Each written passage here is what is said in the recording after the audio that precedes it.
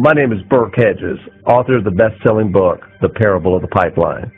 I open my book with a story about Pablo and Bruno, who take two very different paths in their quest for financial independence. What you're about to see is the delightful animated story of their adventure. So, sit back, relax, and enjoy the life-changing lessons in The Parable of the Pipeline.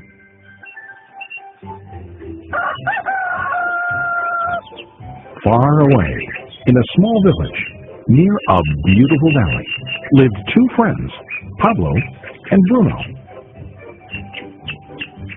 They were both young and dreamed of a better life for themselves.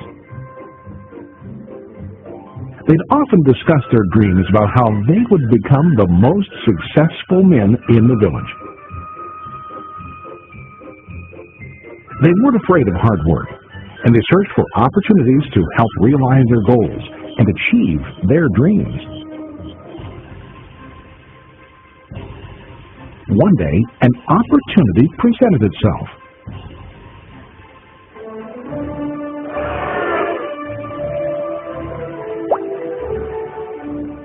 The mayor of the village decided to hire two people to bring water from a spring up on the mountain, across the valley, back down to the village. They were to be paid based on the amount of water delivered to the village. Bruno and Pablo enthusiastically got to work. Every day, from morning till evening, they carried buckets to and from the spring. They worked hard, carrying water to the village. In the evening, they'd return home with their day's wages.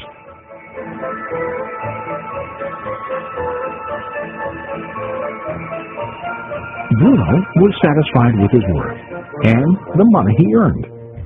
He was sure that with this work he could achieve his dreams.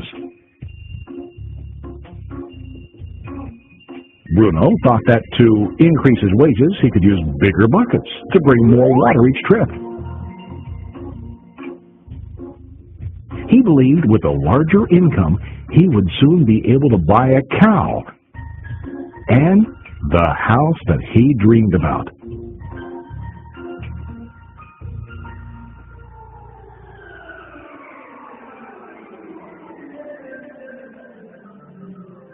Now Pablo was not satisfied. At the end of the day, his back and hands ached, and he was exhausted. He was looking for an easier way to earn more. One day an idea occurred to Pablo. He imagined building a pipeline to deliver the water from the mountain spring to the village. With this pipeline, he could get more water to the village without carrying buckets back and forth from the spring to the village. Soon, he got very excited about his idea and began to plan. Pablo, of course, shared his idea with his friend Bruno and asked him to join with him to work on and help build the pipeline. Bruno thought the idea was crazy. All Bruno could think about was what his money could buy today and how to get it quicker. He felt that building a pipeline would slow him down and delay him in achieving his goals.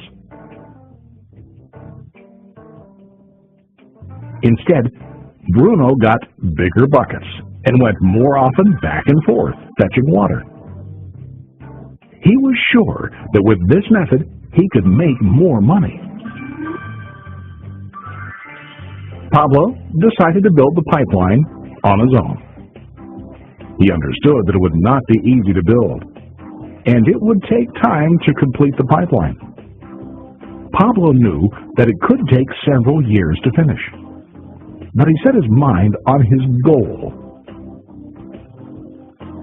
Every day he worked and carried water like before.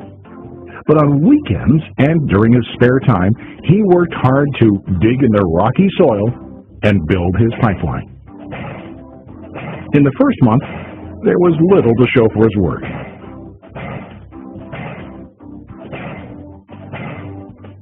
Bruno and the villagers laughed and teased him. They called him Pablo the Pipeline Man. During this time, Bruno's income doubled. He already bought a cow and a bigger house. His lifestyle changed. He now spent time after work in the bar, enjoying his hard-earned wages from delivering water.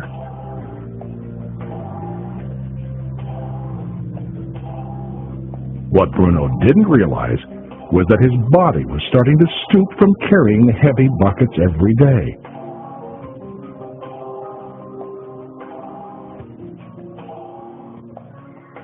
His face looked worn and his body tired.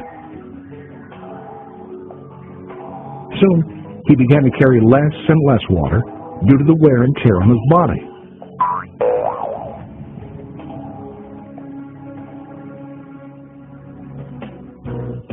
Month after month, Pablo worked. Soon a year passed, and then a second year. Finally, Pablo finished his pipeline. He now used his pipeline to deliver water to the village instead of carrying buckets. Pablo was now earning more money than ever before. The water continued flowing to the village, while Pablo wasn't working. While he slept and ate, the water flowed. Pablo was happy and proud of his insight, persistence, and hard work. Now his income flowed as long as the water flowed through his pipeline.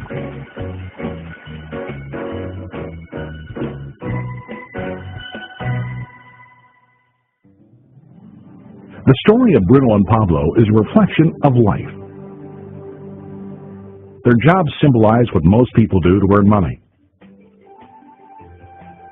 Bruno gets his money using buckets. He goes back and forth, carrying his buckets from the spring to the village in exchange for money. To increase his income, he either has to go more frequently to the spring or to use larger buckets. It's common in real life to increase our income by working harder. For example, working overtime or getting a second job. We also increase the size of our buckets by accepting a higher paying position, which often includes spending more time on the job. Most of us exchange time for money like Bruno. We know that every person has only 24 hours in the day and that it's not possible to use all our time to work.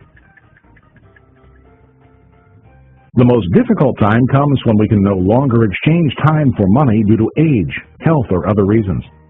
Then, our income stops. Now let's review what Pablo did. Very wisely, Pablo did not exchange all of his time for limited income, but he used some of his time to build a pipeline. He knew that the pipeline would bring ongoing income as long as the water flowed. An ongoing income that multiplied the time he worked each day. Pablo knew that someday, maybe because of age or health, he would no longer be able to exchange his available time for money. Pablo knew that if he could make his idea of a pipeline work, then he only has to do the hard work of building the pipeline. After the pipeline was completed, Pablo was able to monitor and maintain the flow of water to ensure that his income will continue. Pablo has shown us that to earn an income, we don't always have to directly exchange time for money. There really are better ways. How about you? Are you still like Bruno, who directly exchanges time for money? Or do you want to be like Pablo, building and maintaining a pipeline for ongoing income? If you are interested in the idea of building your own pipeline, contact the person who lent you this presentation. You can start building your pipeline today.